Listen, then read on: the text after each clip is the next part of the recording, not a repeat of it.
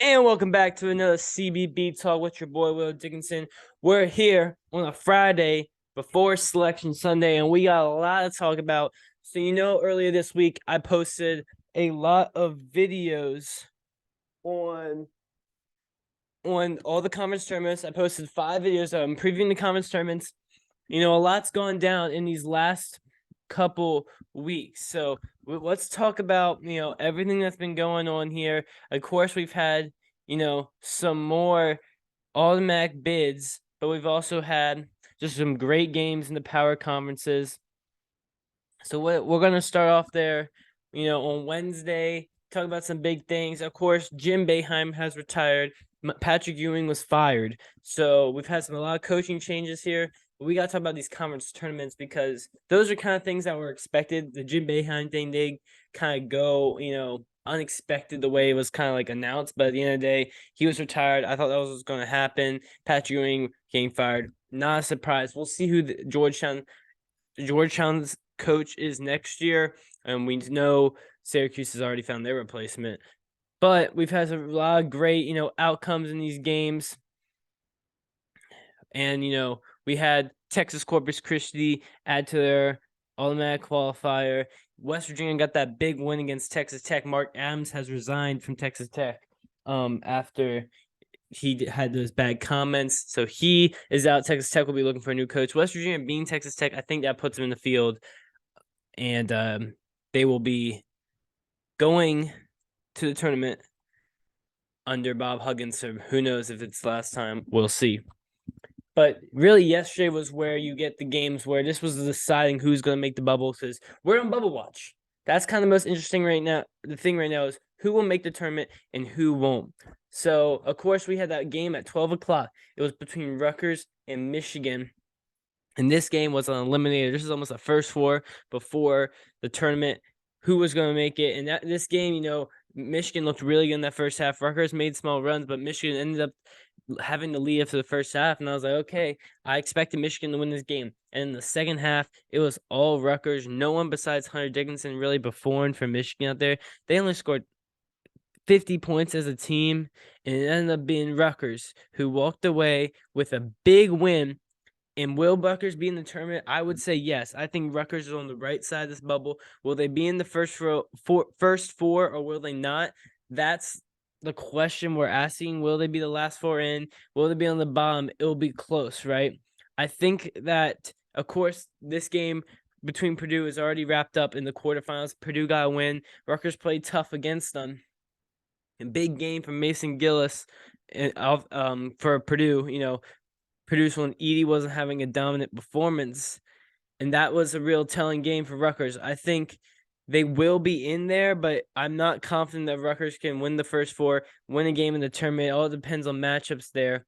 I think they will sneak in to the tournament, and first four probably. Again, they have 14 losses on the year. I think they're 19-14, maybe 19-13.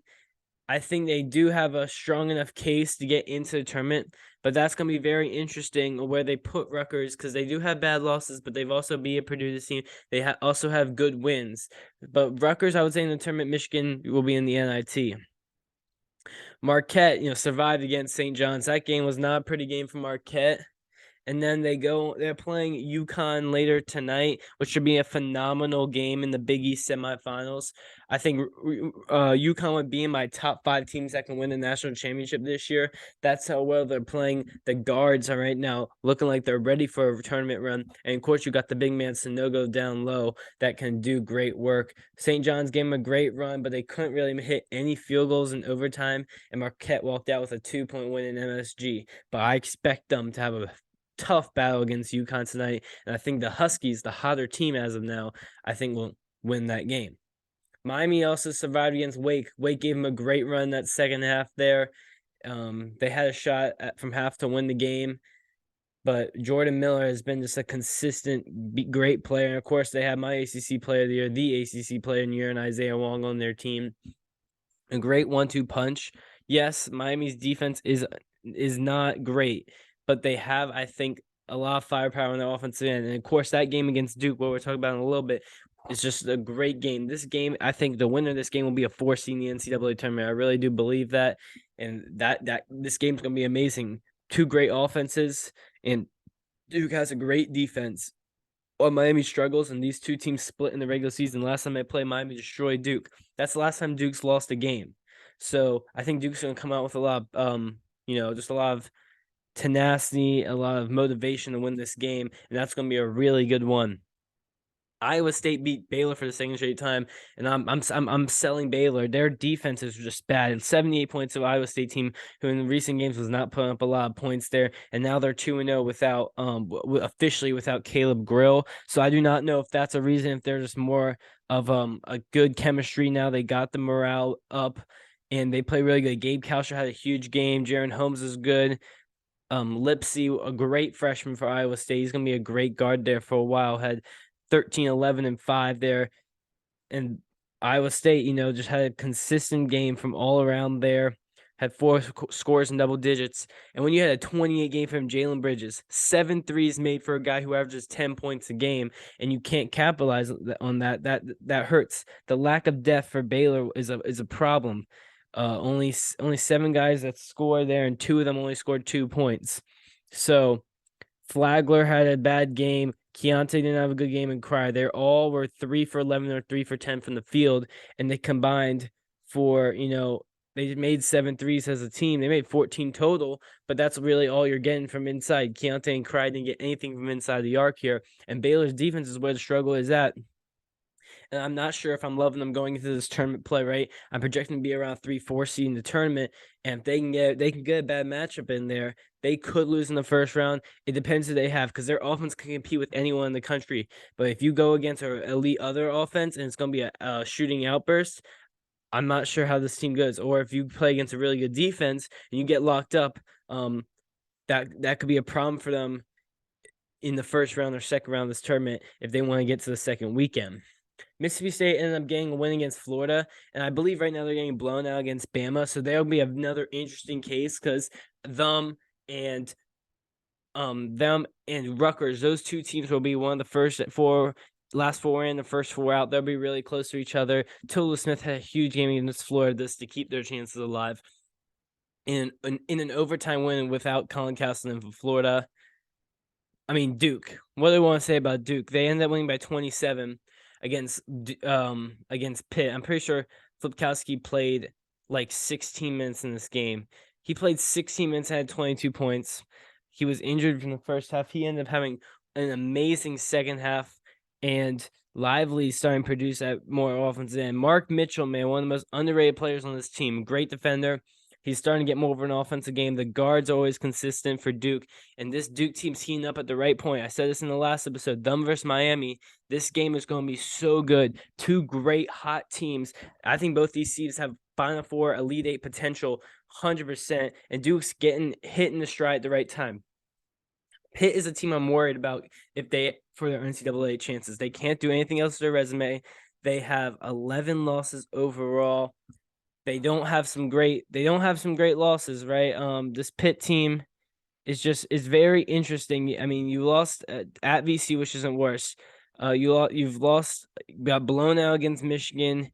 You have a home loss to Pitt. I mean, to Clemson, a home loss to Florida State, and you lost to Notre Dame. So Pitt is going to be one of those teams where I think they were sitting comfortable, but losing to 27 will hurt your resume for sure. And I don't know how confident I am in them. They're 67th in the net. I don't know if that's good enough to get in. You're ranked 67th in the net that is not good. And now I think you're going to be sitting there being really worried going into Selection Sunday because of your performance against Duke. 67th in the net is insanely low, and I think they might be a team who most people thought were going to be comfortable, and then when you lose by a lot to Duke, they might just slip out. And I think them and Clemson, I think one of them might get in there. And right now, if Clemson can beat Virginia, I think they're in for sure. So that's going to be a very interesting for Pitt these next couple of days, right? Because I don't think it's for sure they're going to get in after that performance against Duke. We have UCLA, they played good with their first game without Jalen Clark there. Amari Baylor had his best game in the uniform. So that's really good to see that the freshman's heating up at the right time there. Kansas got the job done against West Virginia. I think West Virginia will be in the tournament probably as an 11, maybe a 10 seed. Depends what the committee thinks there. But Jalen Wilson did his thing. Really, just the whole Kansas team played so good without Bill Self. Hopefully, he's feeling better. And we'll see how they do tonight against Iowa State team that's playing better of recent. I expect them to win this game and go into the championship in a great semifinal in the other one that we'll talk about in a little bit. Nevada put themselves in a scary situation. They lost to San Jose State in overtime in the quarterfinal of the Mountain West tournament there. And now they're saying they're going to be on Selection Sunday pacing. They're going to be waiting. Again, they're one of the teams where I think, and they're going to end up getting in the first four. And I'm in Utah State. I think Utah State got a huge win yesterday, and then they play Boise State tonight. The winner of that game, man, is going to be sitting there feeling great. I think Boise State would get in with a loss. Utah State and Nevada will be sitting there on Selection Sunday, twiddling their thumbs, really nervous because both those teams sitting right on the bubble there. They could both go to Dayton. We'll see. But both those teams I don't feel great in, and Nevada losing to San Jose State. I think that win would have clinched them in the tournament. And there's another one of those teams where if I had to put them, I think they would get in, but I wouldn't feel great. I'm like a 65% chance that Nevada plays in the NCAA tournament. Oregon ends up beating Washington State. I don't think Oregon will make the tournament, but if they beat UCLA, they could get in for a bid steal opportunity there. And they're playing good of recent. And now they got a date with UCLA. Win this game, we'll start having serious conversations about Oregon sneaking into the tournament. Because when Oregon's in the tournament, they're usually going to win some games in there, and that I wouldn't put it past them. Penn State, I'm a Penn State believer. I'm a big lover of this Nittany Lions team, and they get the job done against Illinois. I expected them to do that, and you had an all-around game. You didn't need to have a Jalen Pickett masterclass, which makes me feel way better about this team. Pickett has 12, 8, and 8, so he does his thing, right? But you had Funk had 20, Whitner had 18, and Lundy had 17. That is a great performance, just a great team performance by the Nittany Lions there. Terrence Shannon had a good game, and Coleman Hawkins played good, but Dame Danger was all right. Matthew Meyer was really struggled in that game. So Illinois is a team where I think they're going to end up getting a 7-8 seed in this tournament, and Penn State's probably going to be a 10. And I think Penn State has a better chance of making a run. I don't love this Illinois team. I never really have.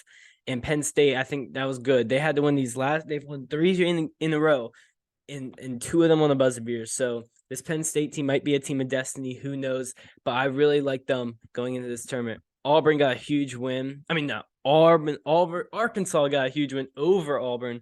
That was just amazing for Arkansas. We really had Anthony Black and Nick Smith, the 2 freshmen, the 2 highly talented freshmen, had big games. Auburn made a big run that second half to, take the lead, actually. Nick Smith hits a huge shot there. And Arkansas, I see him going in as an 8-9 seed. Auburn around the same, maybe worse. Of course, Auburn, if they lost that Tennessee game, I think they would be on the wrong side of the bubble. But that one was just so huge.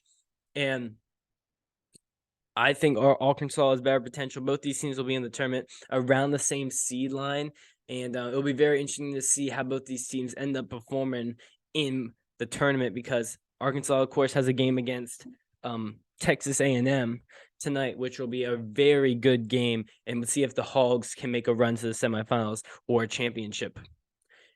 Xavier escapes DePaul. I think that keeps our 3 seed, 4 seed hopes alive there. A loss there would have hurt. Big game from Jack Nungy, does his thing. Colby Jones was amazing in that one. DePaul made a good run there, and they gotta win the Big East tournament. If you're DePaul, you take that. Almost made it to the semis, which would have been, honestly a miracle. Texas got the job done against Oklahoma State. Oklahoma State's a team that I don't think will be on there. Of course, they have a case, right? They have a lot of good wins. They finished 7th in the Big 12, right? I think they got around 7 wins in the Big 12, which is really good. Those are almost all quad 1. But I just don't think their resume is good enough when you stack it up against the Nevada, against the Pitt. Just teams of that caliber. I don't think Oklahoma State will be in. They'll be on the NIT, my expectations. But if they got in, I wouldn't be totally shocked, but I would be surprised. And Texas, I think they could be a 2C if they win this whole thing. But 3C minimum. Texas is a 2 or 3. Good game from Serge Jabari Rice and Dylan Dessau in that one. And they got a great date tonight against TCU. That one's gonna be a great, that's a blockbuster type game. TCU is hot right now. I love the way they played last night. We'll talk about that in a little bit. But Texas is a team that, I think is a little slept on this in the country right now. They're an old, experienced team that can make a deep run this tournament. So let's talk about. So you guys know I'm a Virginia fan. I actually have a Kansas shirt on right now. I'm gonna change it to a Virginia shirt for tonight's game. But so I'm gonna just say this.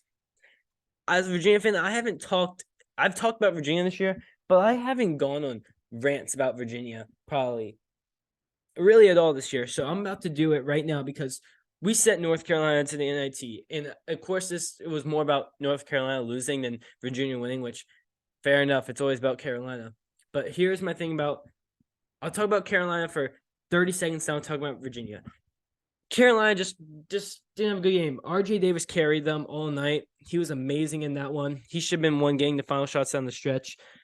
Caleb Love. And the future of North Carolina is this. Armando Bacot's probably going to leave. I think he could. I think he has another year eligibility. I expect him to leave. Leaky Black is done. Pete Nance is done. RJ Davis and Caleb Love is where they're at. They're both juniors. I think Caleb Love will not play for UNC next year. I think he either, one, goes to the draft. He's kind of like a Johnny Juzang type player. Probably won't go first round, be a second round guy, be G League. Or he'll transfer. And I know that sounds crazy that Caleb Love could transfer. But I think he might just need a new set. If he goes to a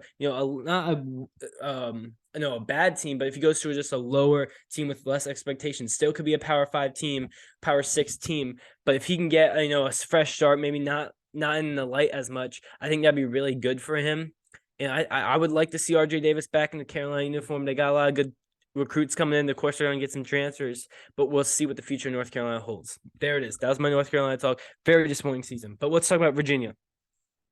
Man, this game, honestly, I thought we were going to lose.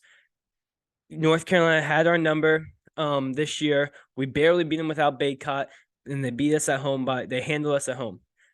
And I was nervous going in this game, man. We started off terrible. I think we scored 2 points or 4 points in the first 10 minutes of the game. It was just 9 minutes of the game. It was just really bad. And then a guy named Reese Beekman steps up and has one of his best games of his career. I don't care if he only scored 15 points. He was the reason we won this game. Of course, on the defensive end, he's there every night. ACC Defensive Player of the Year, and he had Caleb Love in solitary confinement. It wasn't even in a jail. He was in solitary confinement there. The reason Caleb Love sucked was because of Reese Beekman. If RJ Davis had Reese Beekman on him, I would have expected him to have a same type of performance. But his defense, he had 5 steals in this one. And then on the offensive end, he's such a good playmaker, right? He has the best assist to turnover ratio in the ACC. In his last, I believe, 5 games, he has 30 assists, 0 turnovers. So he's playing unbelievable. And he's not even the point guard of his team, but in the first half, he just kept us in the game, right? He was getting to the lane. He was drawing fouls. He hit a 3. And in the second half, he kept doing the same thing. And then other players started to step up. Caden Cedric goes with Ben Vanderplas, a starter for most of the year, breaks his hand in the practice before the tournament. He's out for the year. And I'm like, I find that out right before the game. I'm like, we're gonna lose, right? We're gonna lose. And then he steps up. He only has 4 points, but he had 5 blocks in this one. Is huge. Cafaro was amazing. And we just had guys step up. McNeely hits 2 threes. Ryan Dunn is such an impact player.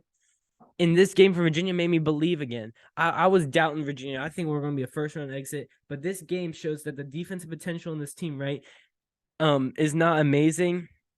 I mean, it is amazing. The offense is not. But 43 points in the second half from Virginia, man. You can take that every day of the week there. Jaden Gardner keeps stepping up. And this team, right, is playing at Clemson, where I expect to win this game, man. And maybe I'm a fool because I underestimate Clemson like everyone does. And they could easily win this game, right? But Virginia had a huge win tonight. Let's see if they can turn around. And I want Kie Clark to get as much games as possible in his career, man, because he's one of the greatest Virginia players of all time. So there it is. That was my talking on Virginia. We'll see if I get more talk about them if they win this game tonight. Boise State, they will be in the tournament. They got a huge OT win against UNLV there. Arizona handles Stanford. Stanford's not firing their coach there. Vanderbilt, we'll see if they can beat Kentucky and keep adding to a tournament case. And Clemson destroyed NC State. NC State will be in the tournament, right? I expect a 9 seed for them, maybe a 10. Clemson, I want Clemson to be in the tournament. They just have some bad losses. They lost to Louisville. You lost to Louisville, Clemson? Like, if Clemson didn't lose Louisville, I think they'd be in the tournament. But that loss, right? They're ranked 51st in the net. So I think they have a better case than Pitt. Like, you have a loss to at South Carolina. That's not a good loss. At Loyola Chicago. Oh, was that neutral? I think it was neutral against Loyola. That's a quad 4. And then you have losses at Boston College and at Louisville. Those are bad. But Clemson's 51st in the net. They just destroyed NC State, right? I think they deserve to be in the tournament. And maybe I'm crazy for saying that, but I think Clemson can and should be over Pitt, in my opinion, in the NCAA tournament. And then can Kansas State lose to TCU? I kind of expect that. I felt like a TCU run was happening, was coming. TCU has just been great with Mike Miles and not great without. And he had 22 in this one. Chuck O'Bannon was really good. He also had 22. And TCU got the win. And they don't have Eddie Lampkin for the year, right? So that concerns me a little bit because Texas, they can play through the bigs. I know they got the guards, but they have good, serviceable bigs. Kansas State bigs are They play way more through their guards with Keontae and Marquise Noel. So we'll see how TCU holds up against a Texas team who has a really good defense. That might concern me a little bit. And then Arizona State keeps their hopes alive with a win against USC. USC will be a team where most people might have in the field, and I could see them missing it entirely. I think they will get in, but it will be very close. And Arizona State's a team that's right on the bubble with Oklahoma State and the other teams I've mentioned throughout this podcast. But Arizona State plays Arizona tonight. Battle of Arizona. Arizona State wins. They're going to be in the tournament. If they lose, that'll be a talk for another day because, man, they have a very interesting case. Of course, they already beat Arizona once this year. Let's see if they can do it again. We've had amazing games already today. Like, FAU survives Middle Tennessee by 3. So, FAU, I think that game right there, they're going to go in the championship game. I think FAU's in. They're 30-3. And I don't care if they lose North Texas or UAB. I think they'll be in the tournament for sure. And they beat Middle Tennessee. If they lost that one, I think it would still been in, but it would have been in conversation. But they're in the championship game. FAU will be in the tournament. Mark my words. I don't even care if they lose by 20 in the championship. I believe they'll win. No 30-win team has ever missed the NCAA tournament. Houston's handling East Carolina, and so is Alabama. And Purdue got the win. We already talked about that. Of course, UAB, North Texas. This game is huge because the win of this game will be opportunity to make the tournament and be able to steal a bid. So these bubble teams better be rooting for FAU tomorrow. Tennessee, Missouri, amazing game here. I think Missouri can do it. Tennessee, without Zakai Ziegler, I don't know how I feel about them. They're 0-1 without them. Just saying. Penn State, Northwestern, really good game. Penn State's a 2. I mean, Northwestern's 2. Penn State's a 10. But I don't see much difference between these two teams. I think Penn State can win this game. Marquette, UConn. I'm just excited for that one. Like, that one's one of the best games of the day. Arkansas, Texas A&M, that's a pick 'em. So Vegas is really high in Arkansas. I think Texas A&M will get the job done. Duke, Miami, amazing game. Can't wait for that. Iowa State, Kansas, amazing game. There's so many great games. Akron, Kent State's another amazing game. Creighton, Xavier, that's an amazing game. I think Creighton's going to win this game. Xavier did not play well yesterday. They haven't played really great without Zach Freeman the whole time. Now he's out for the year. So I expect Creighton to get the win. But who knows? Maryland, Indiana. That's an amazing game. I think Indiana will win that one. But Maryland plays, got a nice win yesterday over Minnesota. Let's see if they can get a win over Indiana, and then see if they can build a 7-seed, 6-seed case in the NCAA tournament. Oregon, UCLA. Oregon's playing for their tournament chances there. Of course, Virginia, Clemson. Maybe I'm underestimating Clemson. Hunter Tyson's such a good player. Chase Hunter is as well. PJ Hall. Clemson's a really good team. This one would cement them in the tournament, in my opinion. TCU, Kansas, and the great one. And Arizona State, Arizona, an amazing one. So, semifinals, quarterfinals Friday. Tomorrow is a great day. So many teams will clinch spots in the tournament, but we'll see, right? We're gonna see who will put themselves into the tournament tomorrow and today. So thanks for watching, guys. I appreciate you a lot of watching this episode. Let's see if Ohio State can make the semifinals, because they've won 2 in a row. Can they make it 3? So yeah, that's it. Appreciate you guys for watching this video. It was a fun one. A lot of bubble talk we had today. Just some interesting results. And conference tournament time is almost as good as the NCAA tournament, but it's not. People were saying that, but it's not. It's not. It's not. But it's close. All right. Peace.